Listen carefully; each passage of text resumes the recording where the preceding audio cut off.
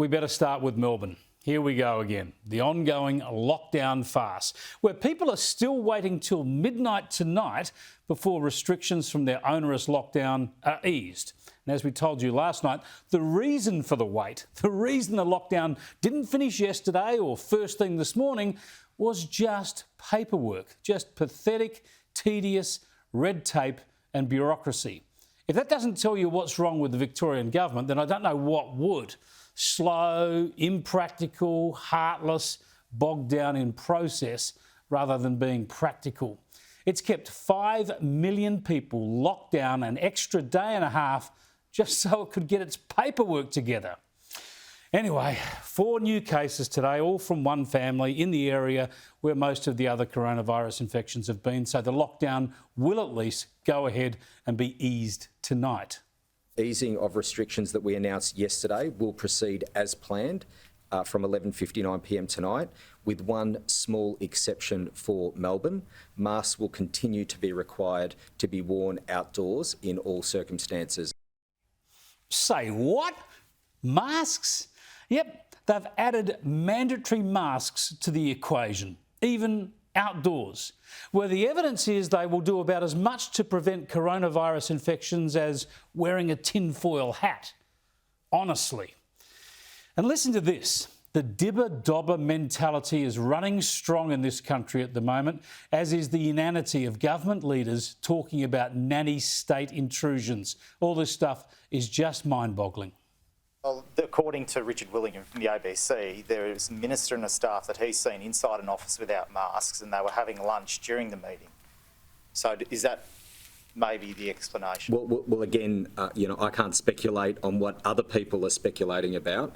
If you're eating and drinking, you can't do that with a mask on, and that's been a pretty common sense approach for the wearing of masks the whole way through.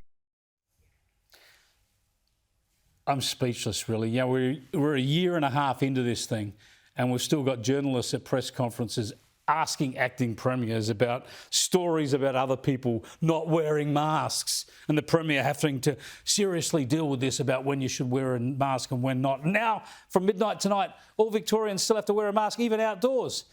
Stuff is just nutty. Surely they're testing the apparently endless patience of Victorians. Pubs and restaurants can open from tomorrow, but only 10 people can go to a wedding, although you can have 5 times as many people at a funeral.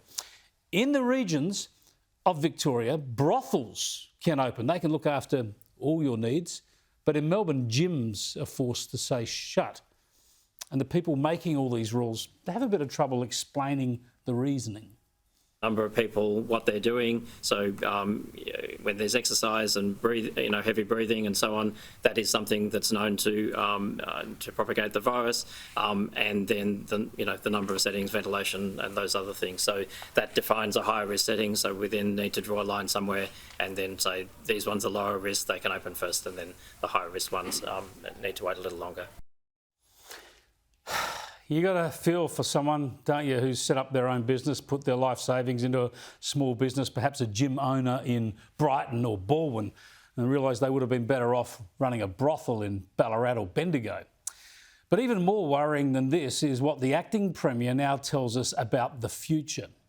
Desperate to link his problems and failings to federal responsibilities, he seems to be suggesting that lockdowns will be with Victorians until most Australians are vaccinated and there's a new quarantine facility.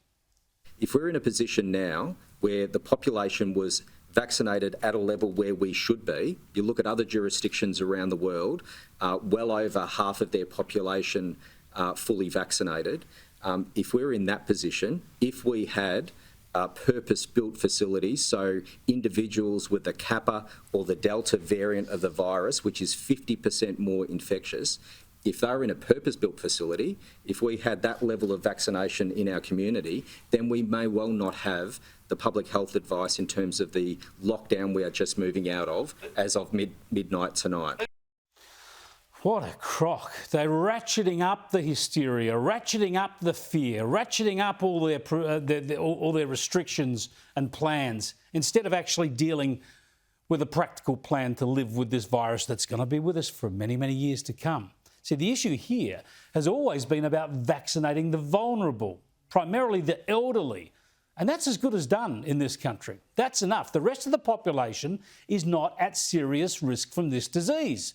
We have to put pressure on these governments. Once the elderly have had a chance to be vaccinated, we can't continue to try to eliminate every single infection of this disease, including with lockdowns like Victoria has just put up with. And one reason, of course, is that the vaccine rollout is going to continue to have trouble going out to younger people, because the concerns about the AstraZeneca vaccine will not go away, with tragic news today that another person has died from blood clotting believed to have been triggered by that vaccine. The 52-year-old New South Wales woman died from clotting in her brain, and she's one of 4 new cases in the past week of people believed to suffer blood clotting linked to the AstraZeneca vaccine. Health authorities keep telling us the chances of such reactions are minute.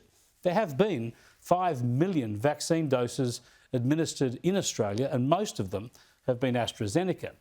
But the fact is that 2 people have now died from vaccine side effects in this country this year. And that's 2 more people than have died from catching the disease here.